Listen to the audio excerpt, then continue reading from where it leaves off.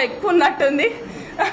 So Narayanpet మీద focus ఎక్కువ ఉన్నందుకు నేను ఒకటే చెప్పదలుచుకుంది ఏంటంటే, నారాయణపేట్ మీద మీరు ఎంత ఫోకస్ చేసినా ప్రజలు నన్ను గెలిపించుకున్నారు, వాళ్ళ పర్ణికమ్మ అనుకొని గెలిపించుకున్నారు. ఈసారి కూడా వాళ్ళ పర్ణికమ్మని పేరన్నా నిలబెట్టుకోవాలి అంటే అంతేనా, ఆ పర్ణికమ్మ కోసమన్నా పనిచేస్తారు.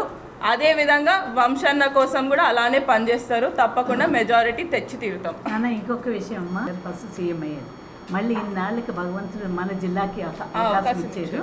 మన ముఖ్యమంత్రి గారికి అందరూ కూడా మంచి మెజార్టీ, మహబూబ్ నగర్ నుంచి మన వంశీచంద్రరెడ్డికి, అలాగే నాగర్ కర్నూలు నుంచి మల్లిరావు గారికి కూడా ఒకటి పెద్ద మెజార్టీ గెలిపించి అది మన గిఫ్ట్గా ఇవ్వాలి.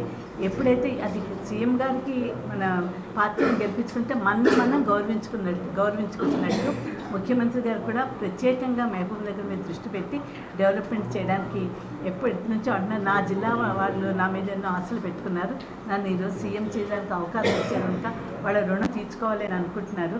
అందుకని అందరూ కూడా, ప్రజలందరూ కూడా పెద్ద మనసు చేసుకుని వేరే అపోజిషన్ వాళ్ళు చెప్తున్న ఏ మాయ మాటలు నమ్మకుండా తప్పకుండా కాంగ్రెస్ పార్టీకి ఓటేసి మంచి మెజార్టీతో గెలిపిస్తారని కోరుకుంటున్నాను. అందరూ కూడా తప్పకుండా కాంగ్రెస్ పార్టీకి హస్తం గుర్తుగా ఓటేయాలి.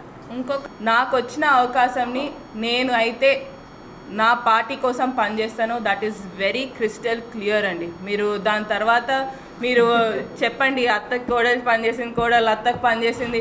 ఫ్యామిలీ పరంగా ఇప్పుడు ఎక్కడైనా ఏ ఫ్యామిలీ చూసినా, ఇప్పుడు మీరు ఆంధ్రాలో కూడా చూడండి, జగన్ గారు ఉన్నారు, షర్మిల గారు ఉన్నారు, వేరే ఇప్పుడు ఒకరికొకరు పనిచేస్తుందని అంటారా మీరు?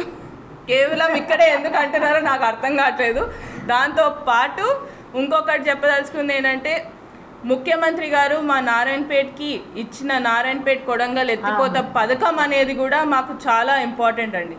ఆ రుణం అనేది ఆయనకు తీర్చుకునే అవకాశం ఈ రూపంలో అన్నా మేము తీర్చుకుంటాం. ఆయనకు రుణం అనేది కూడా తప్పకుండా కాంగ్రెస్ పార్టీ కోసం పనిచేస్తాం. మళ్ళొక్కసారి ఈ క్వశ్చన్స్ రాకుండా once for all I'm just clearing it to everybody. What ever it is, Narayanpet నుంచి మెజారిటీ అయితే తప్పకుండా వస్తుంది. అది రిజల్ట్ పూర్వంగా చూపిస్తాను. నేను ముందే తక్కువ మాట్లాడతాను, నేను అది ప్రతిసారి చెప్తాను, ఎవ్రీవేర్ చాలా తక్కువ మాట్లాడతాను. ఒకటేసారి మీ అందరికీ చెప్పాల్సింది ఇది ఒకటేసారి చెప్పేస్తే నా పని కూడా అయిపోతుంది. కాబట్టి మీరు ఇంకా విమర్శలు ఇచ్చినప్పుడు ఏంటంటే అసెంబ్లీ ఎన్నికల్లో అత్తగా కోడలికి సపోర్ట్ చేసిందని కూడా అన్నారు. మరి BJP vote bank as it is అట్లనే వచ్చిందండి మొన్న అసెంబ్లీ ఎన్నికల్లో.